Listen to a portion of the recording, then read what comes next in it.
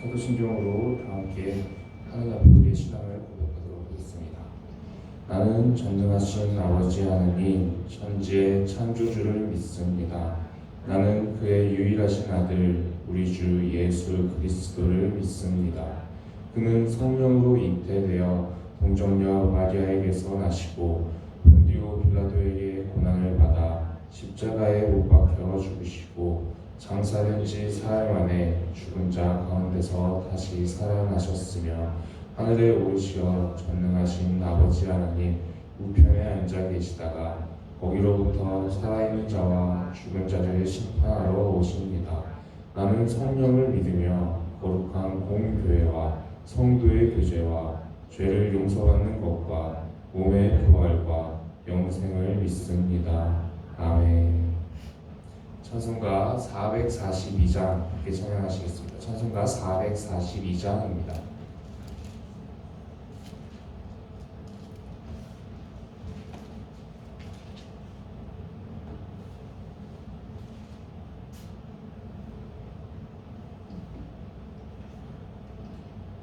찬송가 442장 함께 찬양하시겠습니다.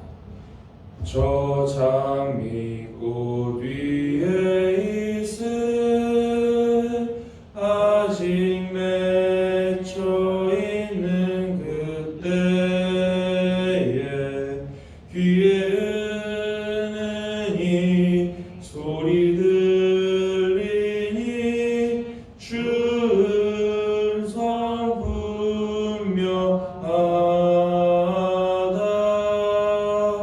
주님 나와 동행을 하면서 나를 친구 삼으셨네.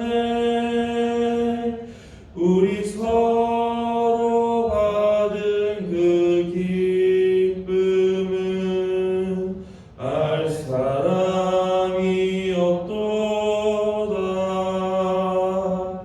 그 청아한 주의 음성 우는 새도 잠잠케 한다. 내게 들리던 주의 음성이 늘 귀에 쟁쟁하다. 주님 나와 동행을 하면서 나를 친구 삼으셨네. 우리 서로 받은 그 기쁨은 알 사람이 없도다. 밤 깊도록 동산 안에 주와 함께 있으려 하나. 괴로운 세상에 할 일 많아서 날 가라면하신다. 주님 나와 동행을 하면서 나를 친구 삼으셨네. 우리 서로 받은 그 기쁨은 알 사람이 없도다. 아멘. 오늘 함께 나눌 말씀은 여호수아 5장 1절에서 15절까지의 말씀입니다. 여호수아 5장의 말씀입니다.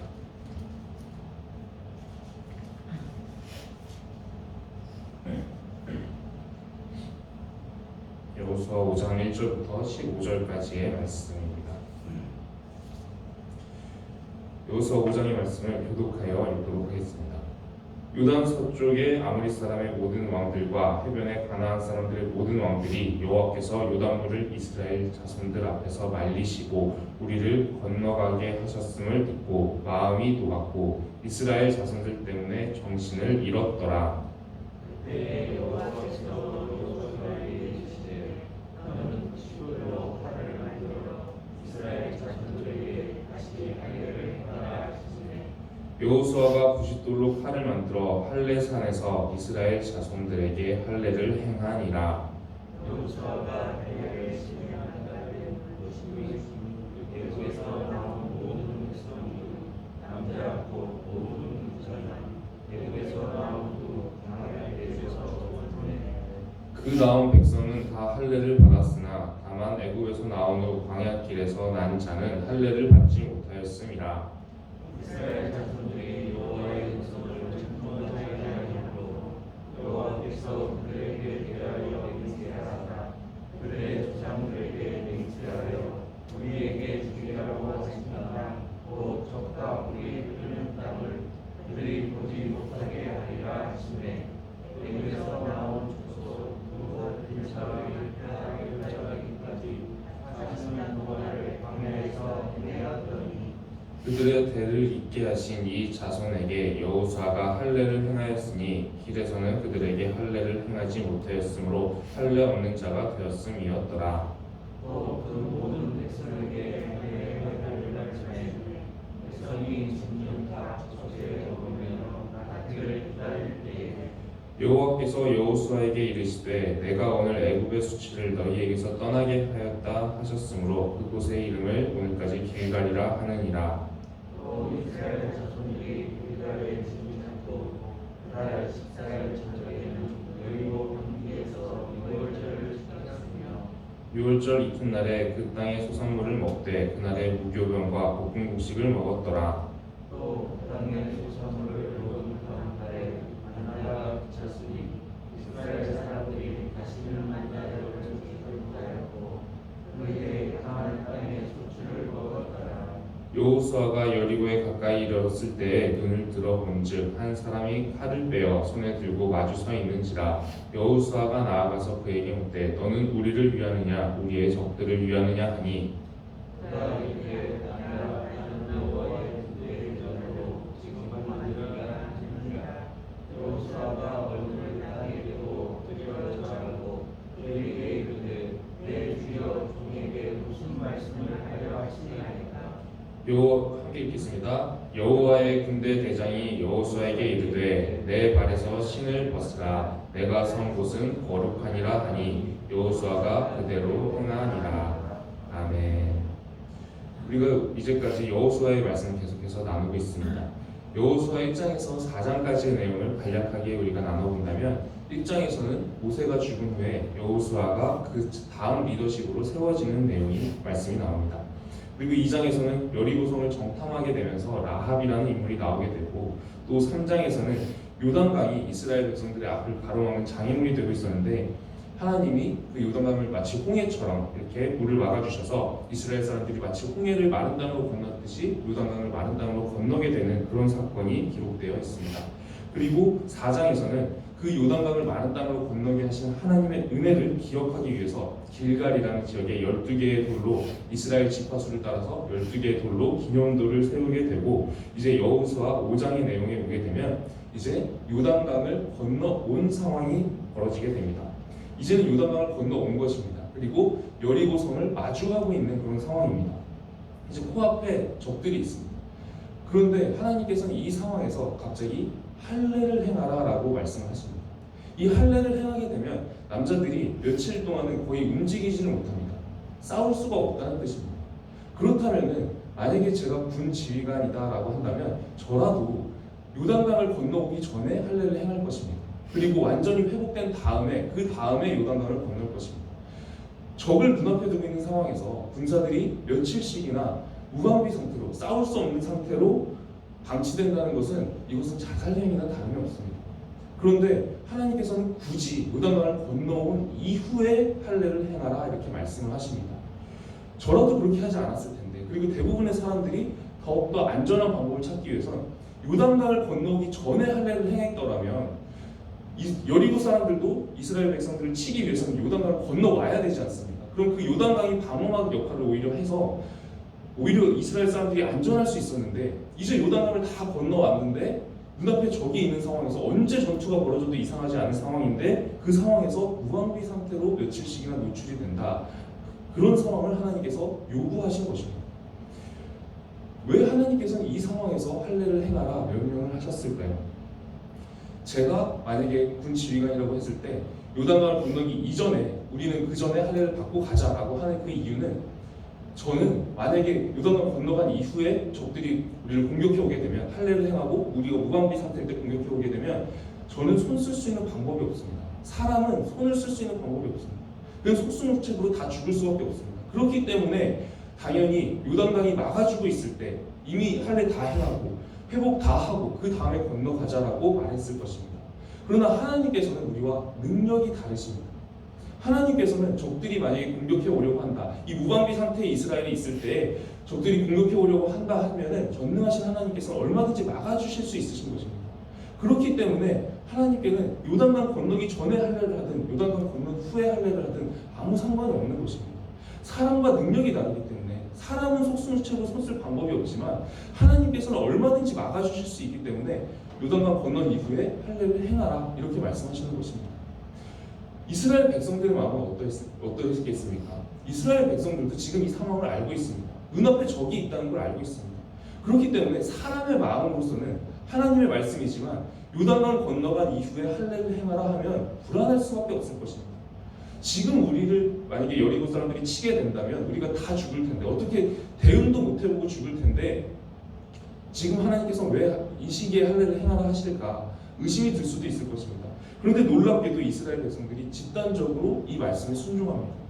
만약에 적이 공격해 오면 내가 죽을 수도 있는 그런 불안한 상황 속에서 하나님의 말씀을 신뢰했기 때문에 이스라엘 백성들이 그 누구 하나 불평이나 불만을 내세웠다는 말이 없습니다. 다 집단적으로 하나님의 말씀에 순종해서 네 하나님 우리가 그렇게 하겠습니다 라고 행하면서 할례를 행하는 모습을 보게 됩니다.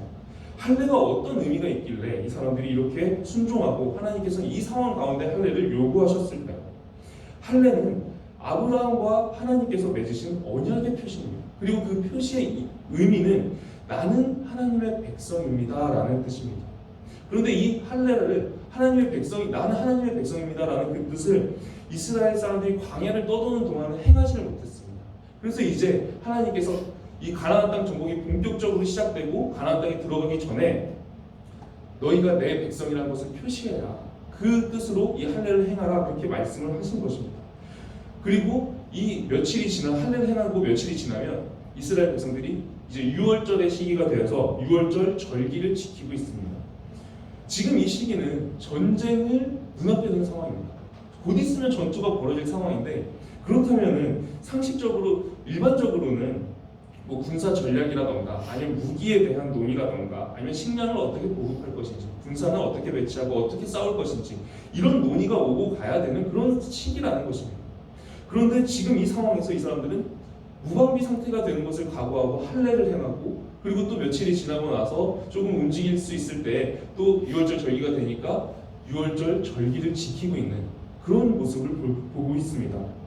지금 이 전쟁 같은 상황 속에서도 전쟁 속에서도 하나님에 대한 신앙을 하나님도 앞세우기를 원하고 계시고 이스라엘도 그 말씀에 순종하고 있는 모습을 우리가 여호수아 5장에서 볼 수가 있습니다. 그리고 이 여호수아 5장에 또 하나의 중요한 주제가 나오는데 그것은 만나와 관련된 주제입니다. 이 만나가 여호수아 5장에서 이제 끊어지게 됩니다. 이스라엘 사람들이 광야 생활 40년을 떠돌면서 그동안 이스라엘 사람들을 먹여주고 이스라엘 사람들에게 생명을 공급했던 그 만나가 이제는 끊어지게 되는데 언제 이 만나가 끊어지는지가 중요합니다. 가나안 땅의 소산물을 먹게 되었을 때에 만나가 끊어지게 됩니다. 이스라엘이 스스로 먹을 것을 구할 수 없었을 때는 하나님께서 이스라엘을 만나를 주시면서 그냥 다 은혜를 베풀어 주시면서 돌보셨다는 것입니다. 그런데 이제 스스로 먹을 것을 구할 수 있게 되는 상황이 되니까 만나는 끊어지더라라는 것입니다. 그리고 가나안 땅에서 이스라엘 백성들이 소산물을 구해서 이제 먹게 되는 뭐 농사를 짓거나 이렇게 하면서 노력하면서 소산물을 얻어서 먹게 되는 그런 상황이 벌어지게 됩니다. 각 상황마다 하나님이 다르게 은혜를 부어주신다라는 것입니다. 사람이 스스로 행할 수 없을 때에는 그냥 다 해주시는 때도 있지만 스스로 행할 수 있는 것이 생길 때에는 자립할 수 있게끔, 어느 정도는 자립하면서 스스로 구하면서 살아갈 수 있게끔 그런 식으로 역사를 하신다는 것입니다.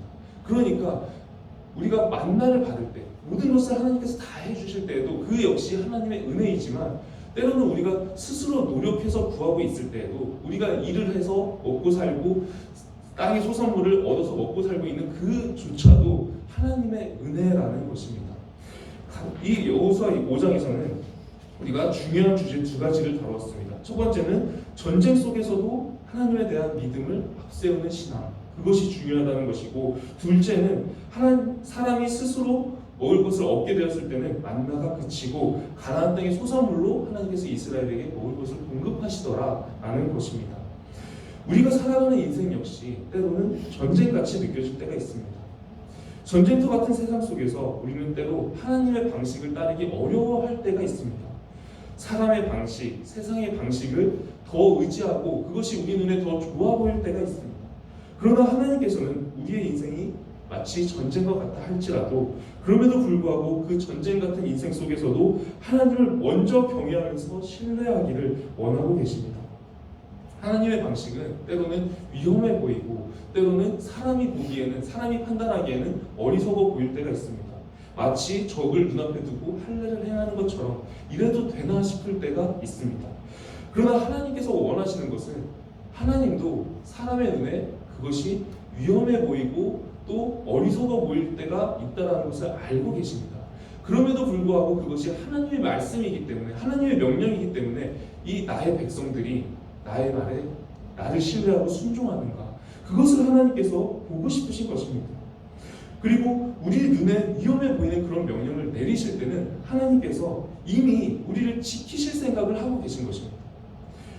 하나님께서 만약에 이스라엘 백성들에게 할례를 행하라 하셨는데 가나안 사람들이 공격을 해서 이스라엘 백성들이 치명적으로 절반이 죽거나 아니면 다 거의 전멸하다시피 했다라고 한다면 하나님이 아이고 미안하다고, 내가 이렇게 될 줄 몰랐다고 그렇게 말씀하시겠습니까? 하나님께서 이런 상황에서 적을 눈앞에 두고 할례를 행하라, 무방비 상태로 노출되는데 그래도 할례를 행하라 하실 때는 내가 너희를 지킬 것이니 나를 믿고 할례를 행하라, 이런 말씀이신 것입니다. 하나님께서 우리에게 요구하실 때는 다 우리의 필요들을 그 상황에서 우리에게 요구되는 것들을 다 하나님께서 공급하실 생각을 하고 계시고 그 상황에서 나를 신뢰하는가를 보고 싶으신 것입니다. 우리에게 필요한 것은 전능하신 하나님, 그리고 이 세상을 창조하신 그 하나님을 충분히 신뢰하는 것 하나뿐입니다.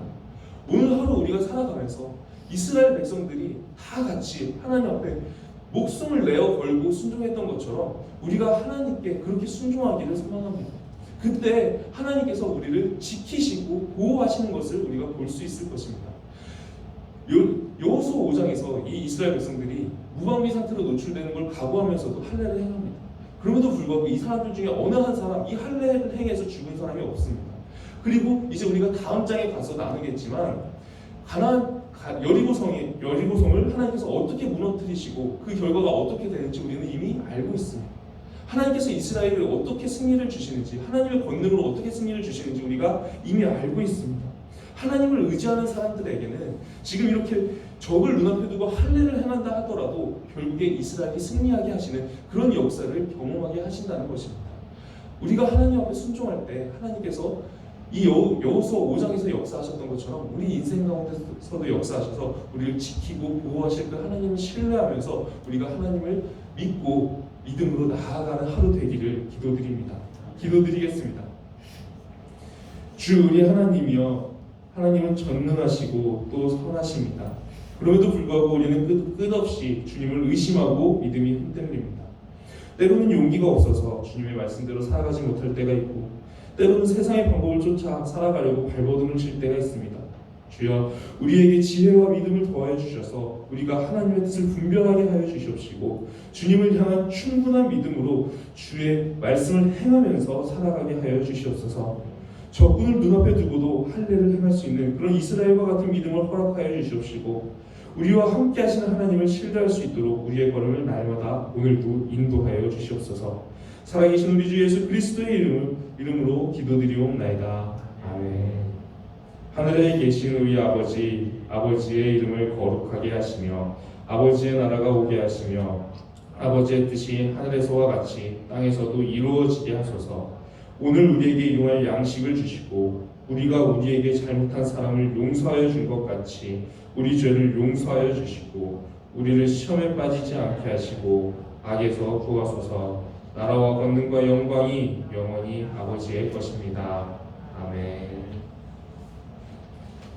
이제 함께 통성으로 기도드리도록 하겠습니다. 오늘 함께 기도할 제목은 사역자들을 위해서, 하나님께서 이 땅에 세우신 사역자들을 위해서 기도드리도록 하겠습니다. 우리가 살아가는 이 시대는 영적인 부흥기의 시대가 아니라 지금 믿음이 흔들리고 무너져가고 있는 시대에 살아가고 있습니다. 하나님께서 이 땅에 세우신 사람들을 통해서 하나님의 나라가 확장되고 복음이 널리 선포될 수 있도록 다시 한번 우리가 통성으로 기도드리도록 하겠습니다. 그리고 각자의 기도 제목을 가지고 통성으로 기도드리겠습니다. 기도하시겠습니다. 하나님 아버지 감사합니다. 우리가 오늘도 말씀으로 하루를 시작하게 하시니 감사를 드립니다. 하나님, 우리 시대를, 이 시대를 불쌍히 여겨주시옵소서. 우리를 불쌍히 여기소서.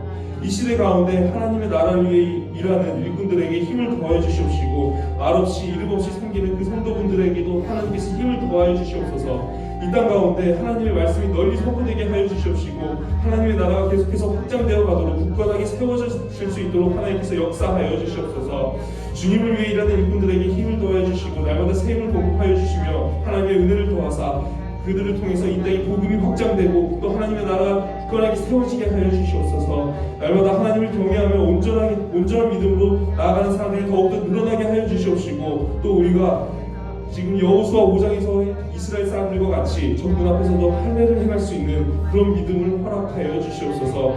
여리고성이 무너진 것과 같은 그런 하나님의 역사하심에 함께 하실 줄 믿습니다. 하나님께서 우리와 동행하심을 믿으며 나아가오니 하나님께서 우리와 함께 하여 주시옵소서.